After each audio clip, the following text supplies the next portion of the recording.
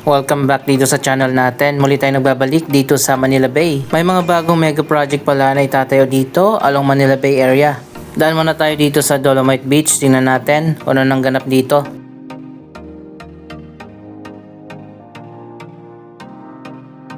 Kahit medyo mainit, marami pa rin ang namamasyal dito.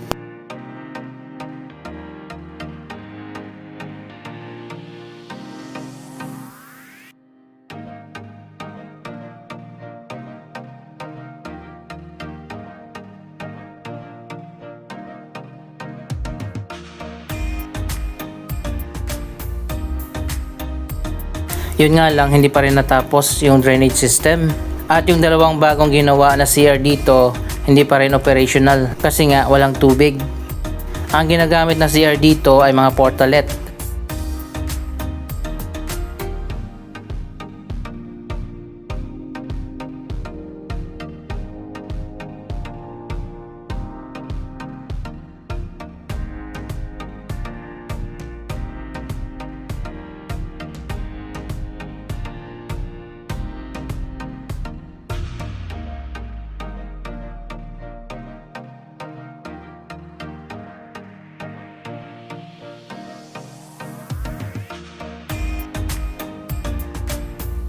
Anyway, isang malaking pagbabago ang mangyayari dito sa Manila Bay skyline.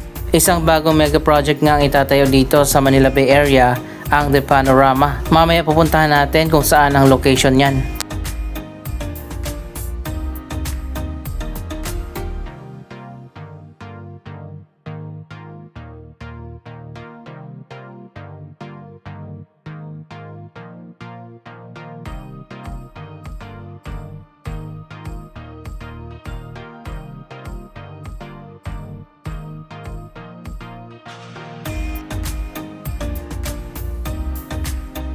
So far okay pa naman dito sa man-made beach, pero sinarado na yung kalahati nito at hanggang dito na lang yung pwede pasyalan.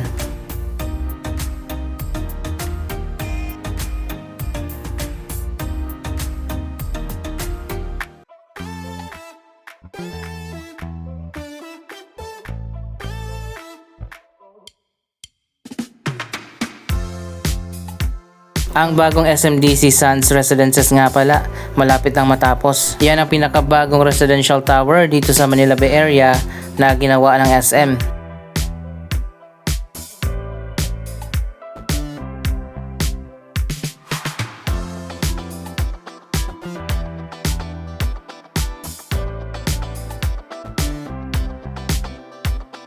Year 2026 may development pa rin dito sa Manila Bay, which is good dahil matagal na rin na walang development dito sa area.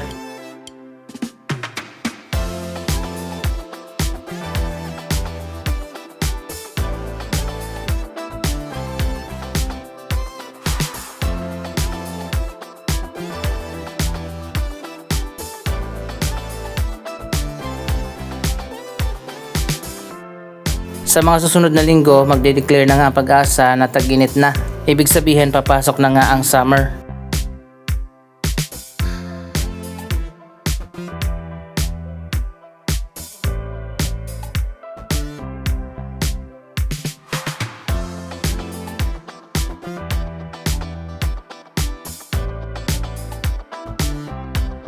Sana ma-resolve na yung problema dito sa drainage at magkaroon na ng tubig dito sa mga bagong CR. Sayang naman yan hindi magamit.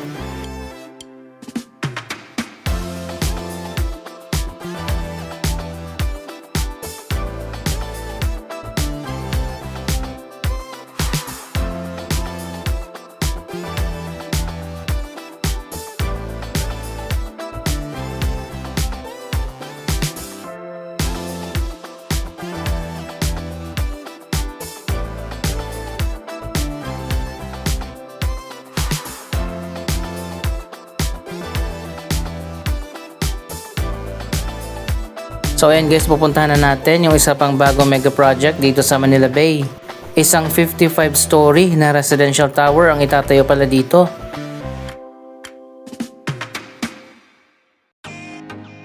Sino mga nakabili ng unit dito sa SMDC Sands Residences? Ayan, mukhang malapit na itong matapos. Sana naman maibalik yung dating ganda ng Baywalk. Alam nyo ba dati napaka-walkable dito? Marami mga bar at mga restaurant pati na mga cafe.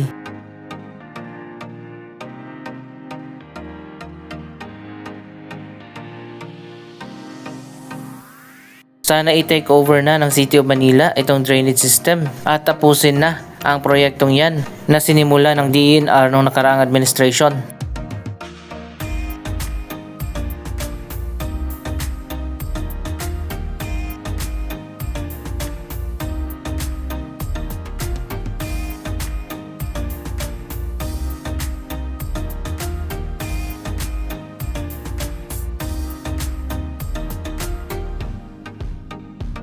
Ang pinaka shoreline area dito hindi na talaga nag-open.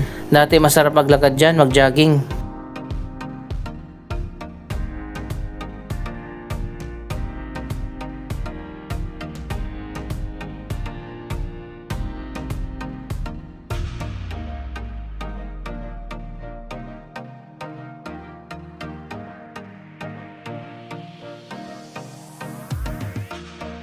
Natapos na rin yung ginawang rehabilitation dito sa Roxas Boulevard.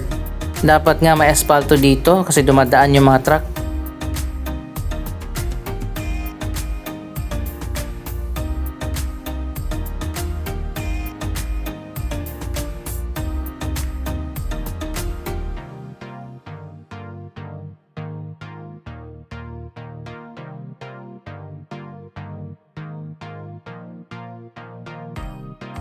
Nilinis na rin pala ng City of Manila kamakailan lang yung ilang bahagi ng Roxas Boulevard. Marami kasi ang nagkakalat dito ng mga basura.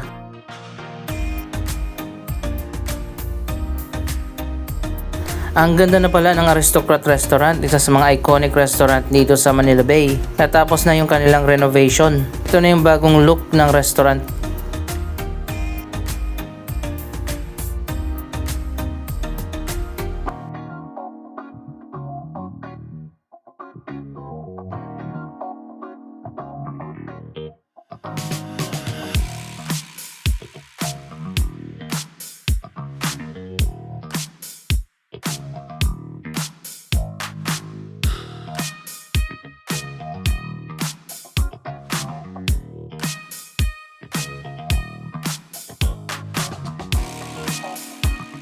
So ayan na guys, nandito tayo sa dating location ng Grand Boulevard Hotel. Na-demolish na ngayon last year at ngayon ay tatayuan na ng isang bagong mega project, ang The Panorama Manila Bay.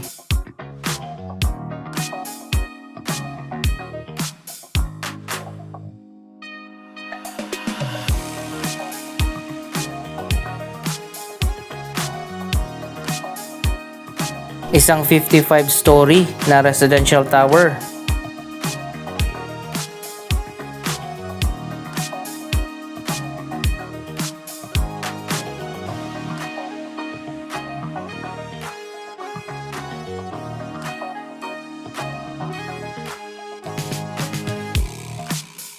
Mukhang nagsisimula na yung pre-construction activities.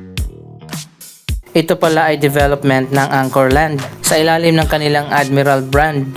Diyan lang sa unahan ang Admiral Hotel at ang Grand Suites.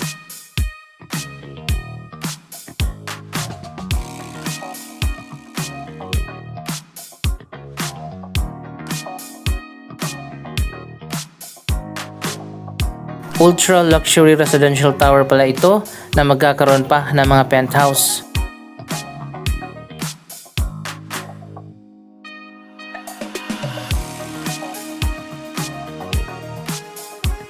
Posibleng umabot pa sa 63 stories high ang taas nito dahil maglalagay pa ng mechanical deck sa taas.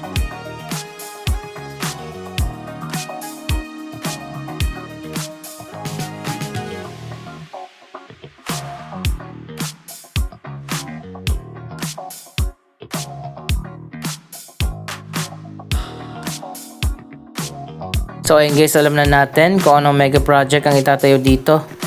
Kapag natapos na ang project na ito, magta-transform na rin ang skyline ng Manila Bay. Sobrang taas nun, 55 to 63 stories.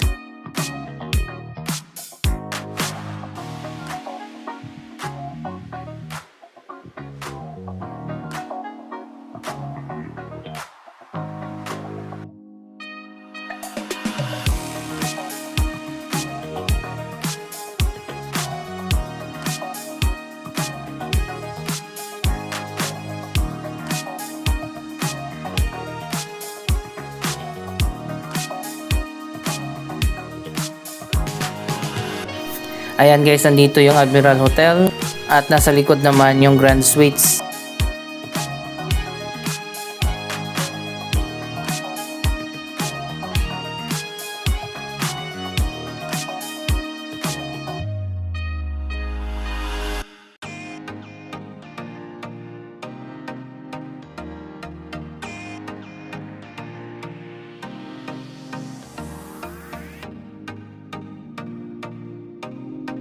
Andito na tayo ngayon sa may Quirino Avenue.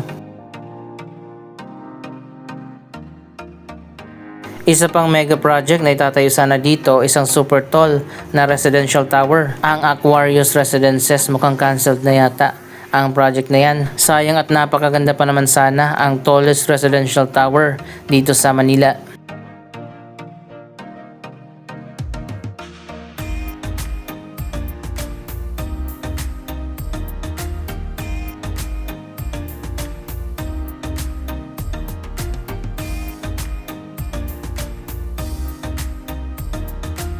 Dito naman yung dating ospital ng Maynila. Nagpatayo na nga ng bago at modern na hospital dyan sa kabila. Yung lumang hospital dyan naman itatayo ang pamantasan ng lungsod ng Maynila, College of Allied Health Medical Sciences. Tapos na yung groundbreaking ceremony para sa itatayo na bagong medical school. Pinangunahan mismo ni Mayor Isko Moreno.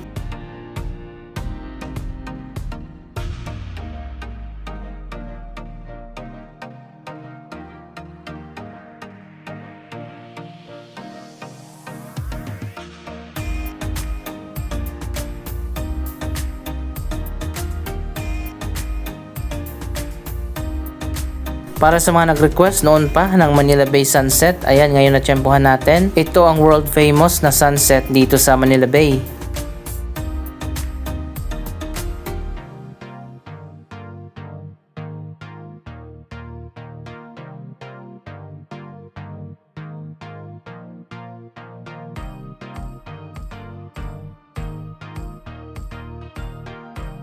Ito pa yung isang CR dito sa kabilang dulo na hindi pa rin magamit hanggang sa ngayon kasi nga hindi na natapos yung drainage system at walang tubig. Ito yata yung sobrang buhangin na ginamit doon sa Manila Bay Dolomite Beach.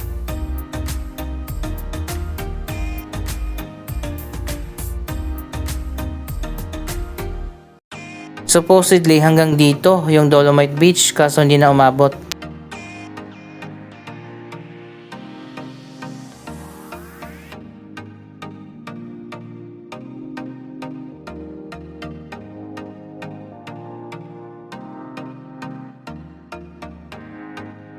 Kung titingnan natin, mahaba pa yung walang dolomite dito sa Manila Bay.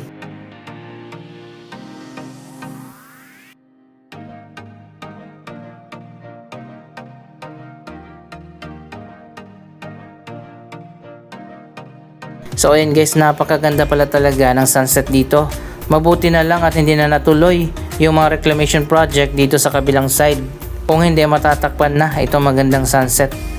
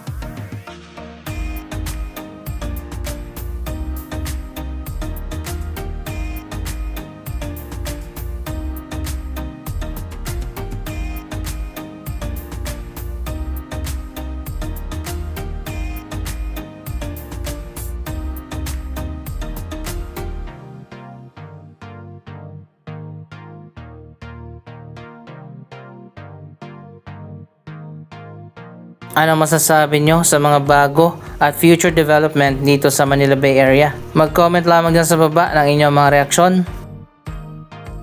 Maraming salamat sa inyong panonood. Huwag kalimutan na i-like, i-share ang video ito at mag-subscribe. Thank you for watching!